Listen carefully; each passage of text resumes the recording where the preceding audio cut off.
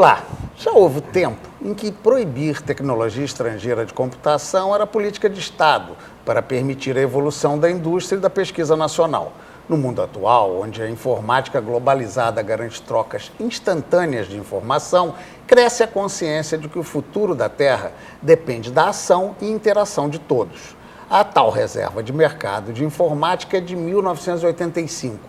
De lá para cá, em 3 momentos, rediscutimos e mudamos os rumos da política científica do país.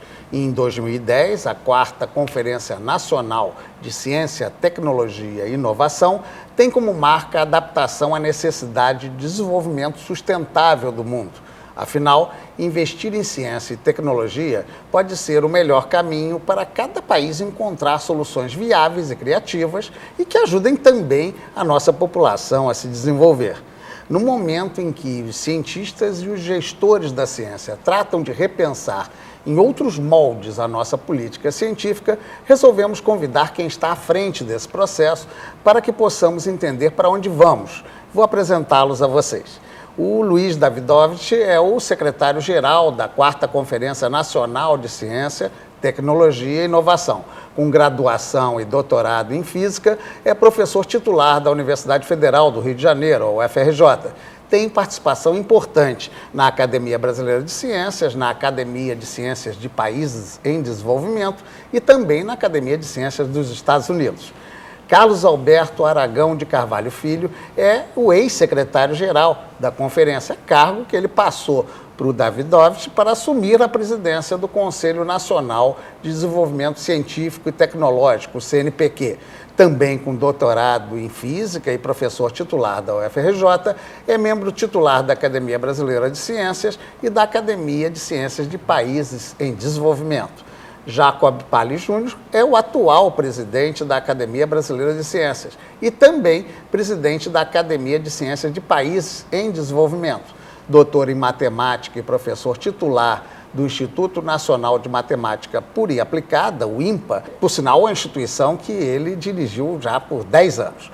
O Adalberto Moreira Cardoso é doutor em Sociologia, professor e pesquisador do Instituto Universitário de Pesquisas do Rio de Janeiro, o IUPERJ, e pesquisador associado do Centro Brasileiro de Análise e Planejamento. É secretário adjunto aqui no Rio de Janeiro da Sociedade Brasileira para o Progresso da Ciência, a SBPC, entidade com a qual o programa tem estreita ligação. Afinal, as sociedades vinculadas à SBPC são as consultoras científicas do nosso Tome Ciência e sugerem assuntos, indicam convidados. Mas nem por isso ele vai ter tratamento privilegiado, pois o programa é democrático e eu pretendo garantir espaço igual para todos ajudarem nessa reflexão sobre os rumos da ciência em nosso país. Eu vou começar pelo secretário atual. Luiz, essa coisa que a gente citou da reserva de mercado, da política de Estado, fez com que a conferência, surgida logo após a criação do Ministério da Ciência e Tecnologia, pelo nosso Renato Acha, então ministro, se fizesse sobre a égide de um desenvolvimento feito durante 20 anos de ditadura, reserva de mercado. Qual era aquele momento? Ou seja, o que é que a gente pode dizer lá de trás para cá, essas 3 mudanças, essas 3 conferências, qual foi a evolução da ciência brasileira no período? Então, eu acho que a evolução foi impressionante. Aliás, eu acho que a evolução da pesquisa e mesmo da educação superior no Brasil foi impressionante se nós considerarmos que a primeira universidade no Brasil foi feita no século XX. Né? Contraste isso com a Universidade de Harvard, nos Estados Unidos, que foi criada em 1646. Né? Então, se nós olharmos o que foi feito desde então aqui, é impressionante. Né? Na colônia se proibia publicar livros no Brasil, né? Não podia. Né?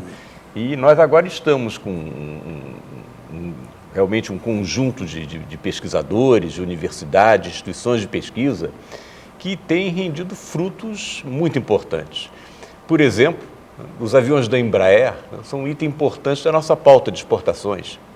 As publicações, os artigos científicos brasileiros, eles representam agora um percentual bastante significativo do total mundial, é da ordem de 2% do total mundial. São publicações importantes, o fator de impacto dessas publicações é importante também, e isso representa, eu acho, um grande sucesso do investimento em ciência no Brasil. Agora, certamente, temos ainda imensos desafios a vencer.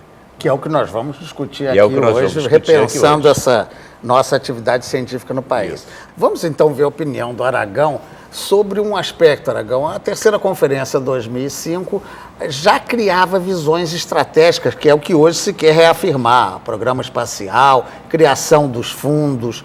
Como é que você analisa esse ponto de 2005 para cá? O que é que tem que mudar? Quais são as diferenças?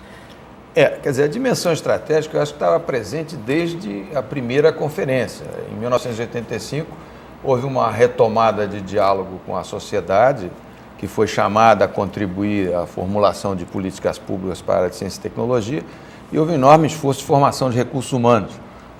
A gente ainda se lembra do mantra da época, que era química fina, novos materiais, mecânica de precisão, informática, biotecnologia. Aí, da primeira para a segunda, houve um tempo razoavelmente grande, foram 16 anos, né?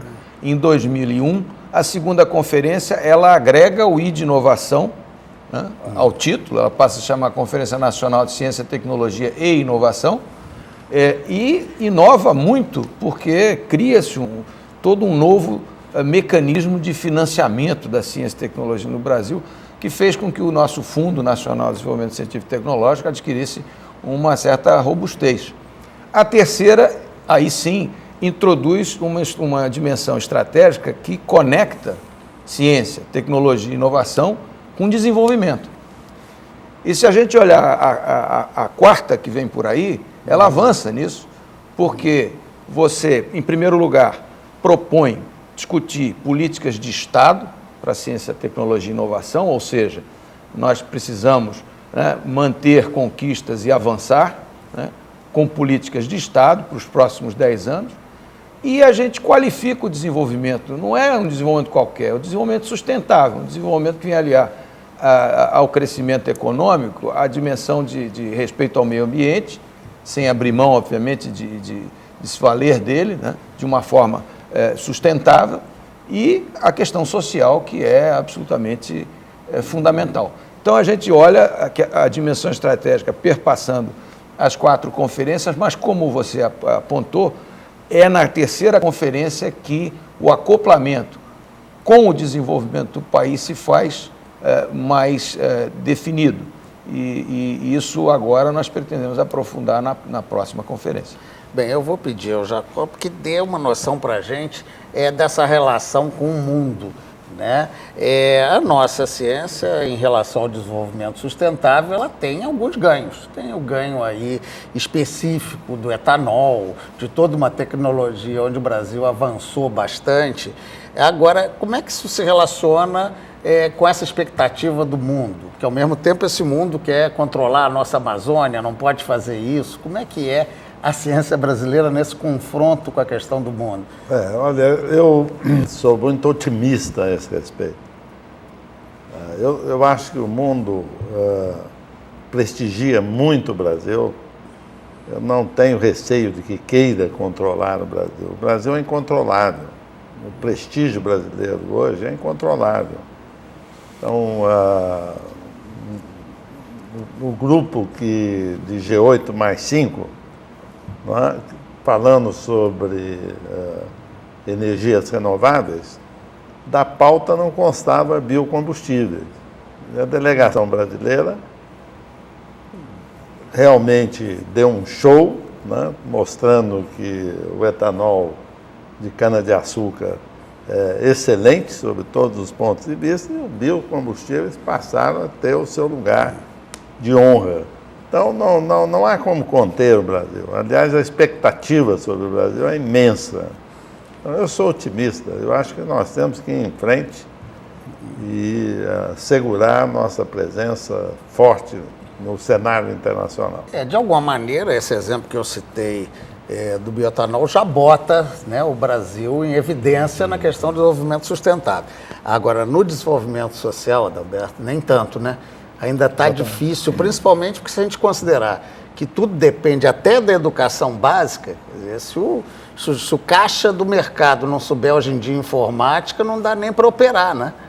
Como é que é isso? Eu acho que o tema do desenvolvimento sustentável ele não está restrito ao meio ambiente. A gente tem que pensar que qualquer desenvolvimento que seja cientificamente coordenado, né, tem que levar em conta a sustentabilidade social. Isso é, você dar condições para a população brasileira, hoje excluída do acesso a vários aspectos das novas tecnologias, informação, o que seja, dar condições para a população ter acesso a isso, né? Esse é um aspecto central de um planejamento estratégico, né, do que queremos da ciência no Brasil, acho eu. Eu acho que quando o Raup assumiu a presidência da SBPC, ele disse isso muito claramente no Congresso, né, que a ciência no Brasil ela tem que ser uma ciência para todos. Né, isso. O planejamento da ciência e tecnologia também tem que ser um planejamento que tenha em vista a inclusão das populações hoje excluídas, né? Então, eu acho que a questão da sustentabilidade tem que ser também social, além de ecológica, ou, enfim, né, da natureza propriamente dita.